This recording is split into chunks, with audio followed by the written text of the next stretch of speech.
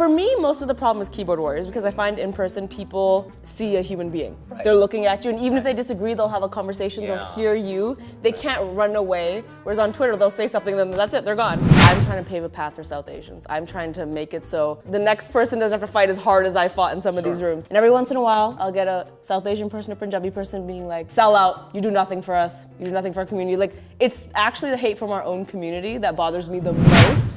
Do celebrities like you get that? Do they get negative stuff thrown in their face? It is by far one of my greatest challenges in life. I am past the point where I need to front. Oh, online, or you mean in person? Like IRL, people get like, or is that like, no, that's keyboard warriors, that's the problem is? For me, most of the problem is keyboard warriors because I find in person people see a human being. Right. They're looking at you, and even if they disagree, they'll have a conversation, they'll hear you. They can't run away, whereas on Twitter, they'll say something, then that's it, they're gone. Yeah. And there's no accountability.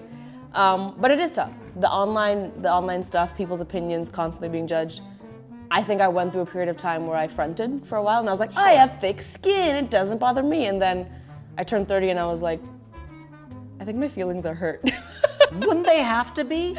Yeah, I mean, yeah. Who would be like, no, I'm fine? I think some people might have thicker skin than me, but I've come to terms with the fact that sometimes I'm sensitive. And especially when it's something I care about. Like, if I get hate about my sexuality or like the color of my skin, or I get a lot of like, we get it, you're a woman. Like, I don't know how to reconcile with that because how do I change that? Where do you think that? Well, I mean, you can be changed. There are of course, but I'm saying I don't want to change that. You know? That's a fair point. You know? That's like, how do you? I mean, what's the thing that someone said to you that what hurts? Like when someone says that, like out of all, because there's so many things that people can say about anybody, but it's like they're like, oh my gosh, that like really. I'm gonna give you a very vulnerable answer that I've never given anyone else before, just because you've brought me in this room with all these nice gallery walls, and now I'm here and I feel like I owe you something. Something that really bothers me, and I think it's because I'm so passionate about it, is, like I mentioned, I'm trying to pave a path for South Asians. I'm trying to make it so the next person doesn't have to fight as hard as I fought in some of these rooms. I can't do everything though, and I have my own lived experiences, and so I have my own way of talking, of dressing, of doing things, because that's what I know. And every once in a while, I'll get a South Asian person, a Punjabi person being like, sell out, you do nothing for us, you do nothing for our community. Like, it's actually the hate from our own community that bothers me the most because I care so deeply about that community. Right, because that's who you are. And it's a thing a lot of people face. You know, I've spoken to lots of other actresses and talent about this, that their own communities are their biggest supporters and critiques. Biggest detractors. You know? Exactly, and I think it stings a little bit more. Always feels a little nicer too, but also stings a little more. Oh, interesting. Yeah. Like they don't feel like you do enough. They don't feel like I do enough, or I'm not doing it how they might do it, or the way they want it to be done. How do they want it to be done?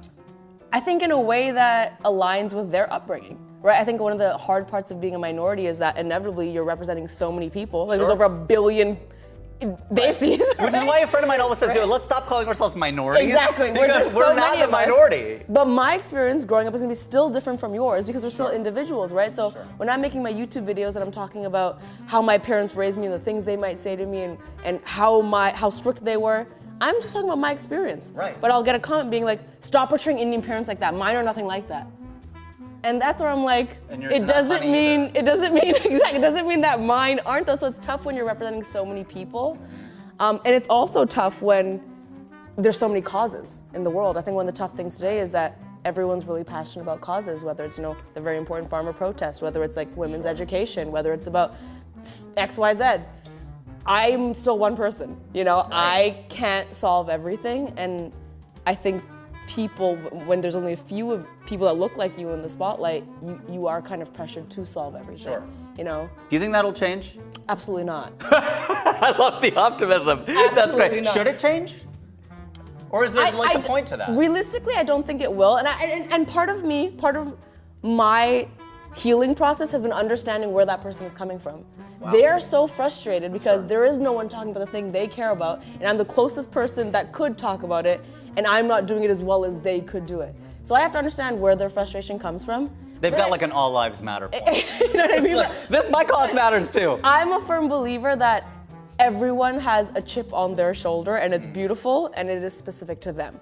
Mine is, I really am about gender equity. Like I care about a lot of causes, but for me, because of my life and my experiences, I'm like, I know firsthand what it feels like to be born a girl in a South Asian family that was like a disappointment, you know? And that's like real Because stuff. of your sexuality? No, because I was a girl. Oh, because I'm not, I'm not right penis. from the get-go, from the get-go, jump. right? So when you are raised with that, that's a very real thing that has followed me through my life. And so that is the chip on my shoulder. I will proudly say, I'm all about gender equity. I'm all about paving the path for women. So yes, I can lend my voice to other causes I really care about, and I will, but I can't stand for everything. Right, you know what I mean? you fall I for anything, as they say. There you go. Google that quote, folks. It'll say author Rajiv. It will. Just like this, where it says good artists borrow, great artists steal, and it's me. I'm very proud of that.